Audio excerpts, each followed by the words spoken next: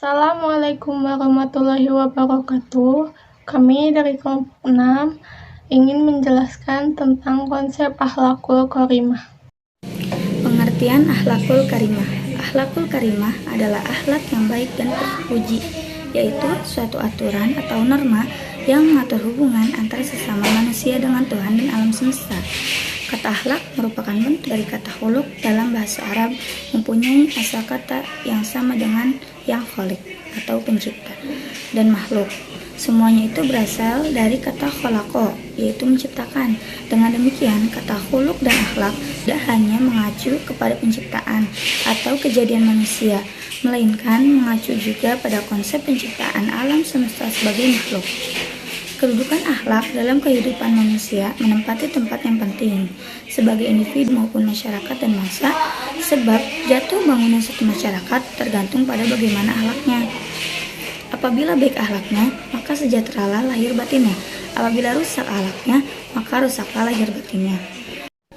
Konsep akhlakul karimah adalah konsep hidup yang lengkap dan tidak hanya mengatur hubungan antara manusia, alam sekitarnya, tetapi juga terhadap penciptaannya. Allah menciptakan ilmu pengetahuan bersumber dari Al-Quran, namun tidak semua orang mengetahui atau percaya akan hal itu. Ini dikarenakan keterbatasan pengetahuan manusia dalam menggali ilmu-ilmu yang ada dalam Al-Quran itu. Oleh karena itu, permasalahan ini diangkat, yakni terkait akhlak Islam dengan ilmu yang berdasarkan Al-Quran dan hadis. Landasan hukum tentang akhlak. Yang pertama, Al-Quran. Sebagaimana yang dijelaskan dalam Quran Surat An-Nisa ayat 36 yang berbunyi, A'udzubillahi minasyaitonirrajim. Bismillahirrahmanirrahim. Wa'budullaha wa la tusyriku bihi syai'a.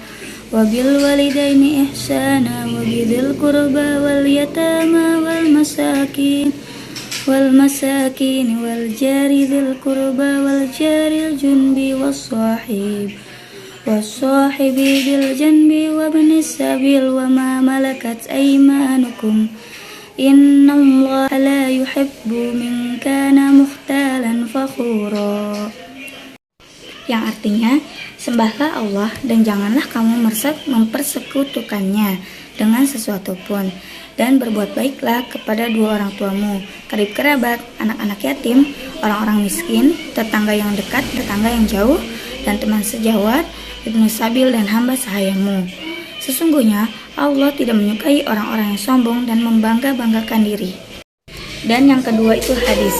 An Abdullah bin Amr radhiyallahu anhu maqala lam yakudu nabiyyu fahishan wala mutafahishan wa kana yaqulu inna min khiyarikum ahsanukum akhlaqan wahul Bukhari. Yang artinya, dari Abdullah bin Amr berkata, Nabi tidak pernah berbuat keji sendiri, tidak pula berbuat keji kepada orang lain. Beliau bersabda, sesungguhnya termasuk sebaik-baik kalian adalah yang paling baik akhlaknya. Hadis riwayat Bukhari.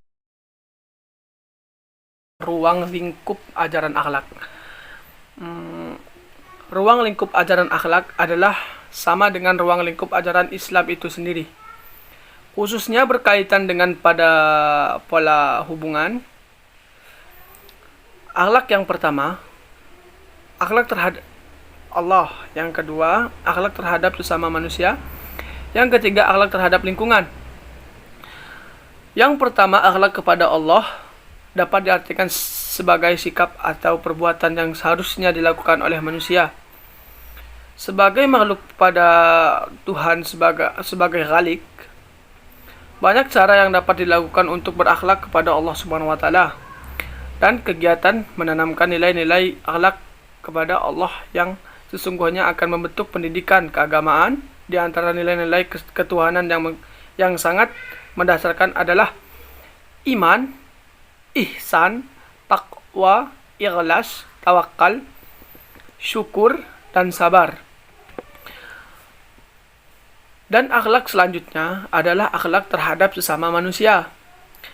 Nilai-nilai akhlak terhadap sesama manusia yang patut sekali untuk kita lakukan antara lain silaturahmi, persaudaraan, persamaan, atau al-musyawwah, adil, baik sangka, rendah hati, tempat janji, lapang dada, dan dapat dipercaya.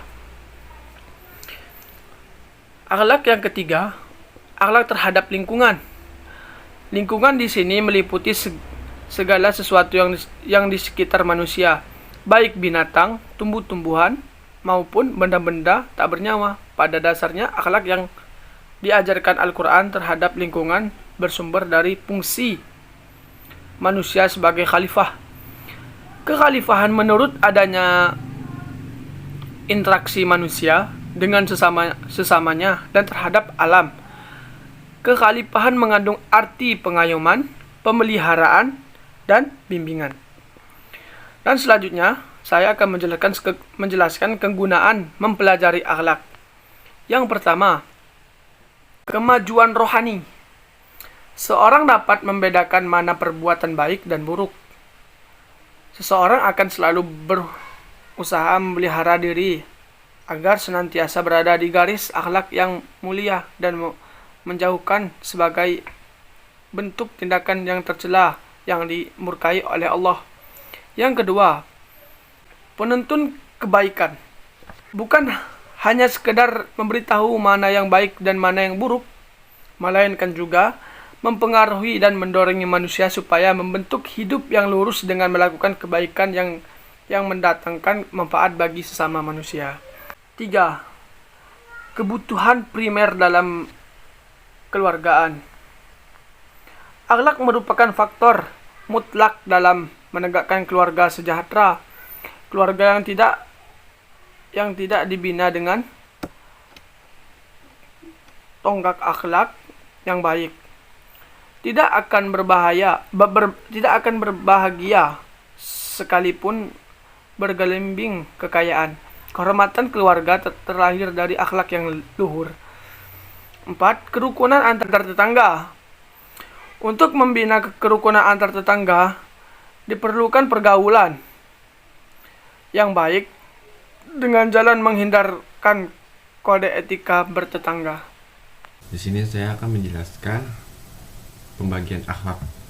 Yang pertama itu akhlak baik atau akhlakul karimah, yaitu seperti bersifat sabar, bersifat benar atau istiqomah, memelihara amanah, bersifat kasih sayang, hemat.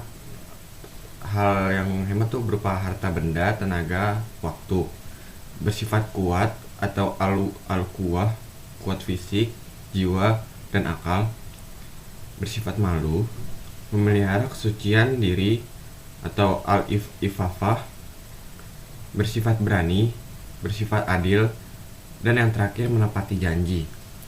Lalu yang kedua, akhlakul yang tidak baik atau tercela, yaitu akhlakul mazmumah, seperti sifat dengki, sifat iri hati, sifat angkuh atau sombong, sifat ria, mengambil harta anak yatim kecuali untuk keperluan anak itu sendiri, berkata kasar terhadap orang tuanya, mengurangkan timbangan, berzina, dan membunuh.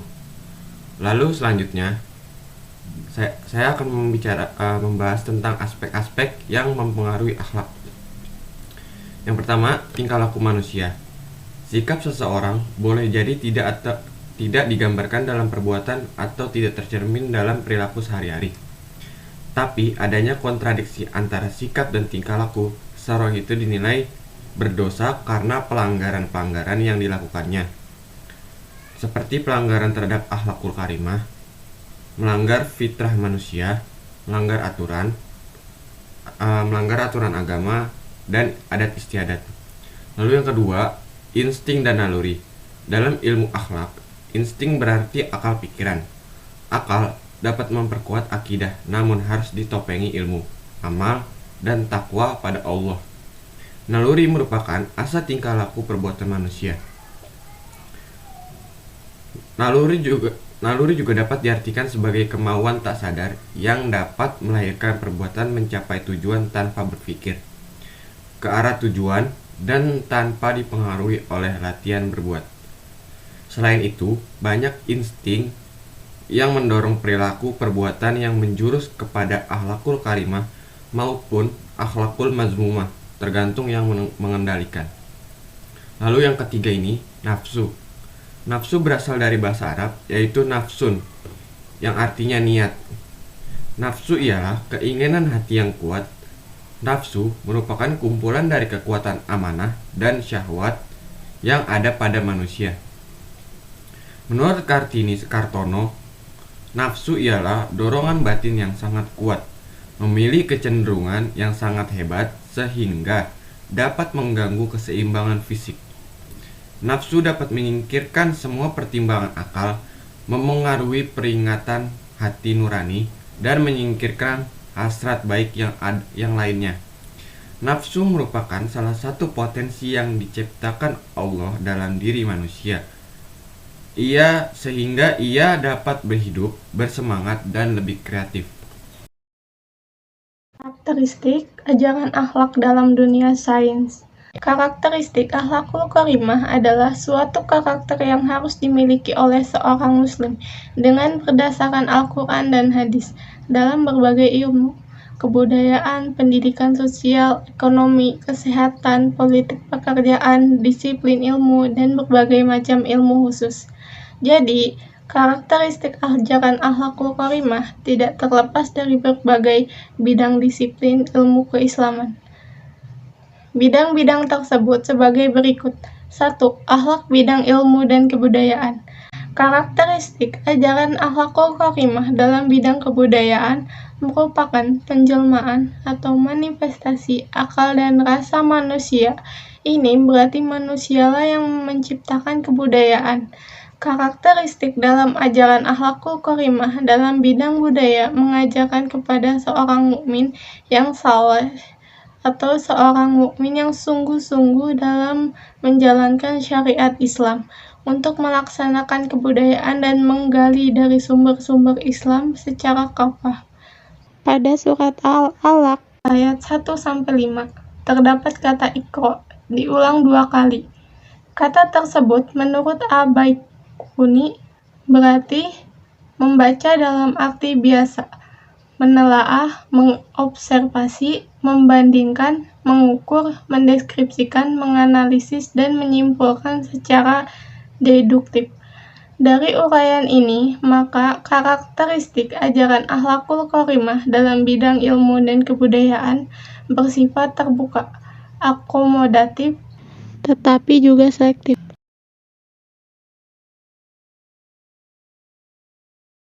2. Akhlak dalam bidang sosial. Ilmu sosial adalah ilmu yang berhubungan dengan masyarakat atau lingkungan sekitarnya. Karakteristik ajaran akhlakul karimah di bidang ini termasuk yang paling menonjol, karena seluruh bidang ajaran akhlakul karimah dalam bidang sosial ditujukan untuk mensejahterakan manusia. Namun, secara khusus dalam bidang sosial ini, akhlak Islam menjunjung tinggi sifat tolong-menolong, saling menasihati, kesetiakawanan, tenggang rasa, dan kebersamaan. 3. Akhlak bidang ekonomi. Karakteristik akhlakul karimah dalam sistem ekonomi Islam merupakan kebebasan terhadap pemilikan harta kekayaan. Nilai keseimbangan dan nilai keadilan merupakan kebulatan nilai yang tidak dapat dipisahkan. Yang keempat, akhlak bidang kesehatan. Karakteristik ajaran akhlakul karimah mewajibkan memelihara kesehatan dengan cara mengajak dan menganjurkan orang lain untuk menjaga kebersihan dan lingkungan, merawat kesehatan dengan berolahraga, segera mengobati jika jatuh sakit, dan lain-lain. Karakteristik ajaran akhlakul karimah tentang kesehatan berpedoman pada prinsip pencegahan lebih baik daripada mengobati. Akhlak bidang politik. Politik adalah pengetahuan mengenai ketatanegaraan atau kenegaraan, seperti tata cara pemerintah dan lain-lain. Karakteristik ajaran akhlakul karimah dalam bidang politik, seperti mentaati pemimpin yang benar, musyawarah, dan lain-lain. Akhlak bidang sains modern. Sains modern adalah suatu sikap taat terhadap peraturan suatu bidang ilmu yang tersusun secara sistematis untuk menciptakan berbagai macam ilmu, pengetahuan, dan teknologi modern. Karakteristik ajaran akhlakul karimah mengenai sains modern sangat dibutuhkan, sebab menerapkan sains modern pada seseorang membuat seseorang tersebut tetap berpegang teguh pada peraturan dan takkan tergoyahkan akidahnya.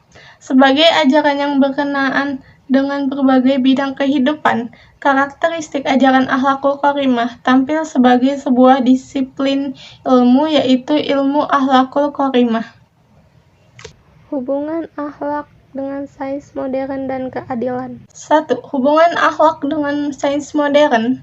Hubungan akhlak dengan sains modern didasarkan atas kulminasi dari sains-sains tradisional dan modern. Sains modern merupakan bidang ilmu yang disusun secara bersistem menurut metode tertentu yang dapat digunakan untuk menenangkan segala bidang ilmu pengetahuan. 2. Hubungan akhlak dengan keadilan.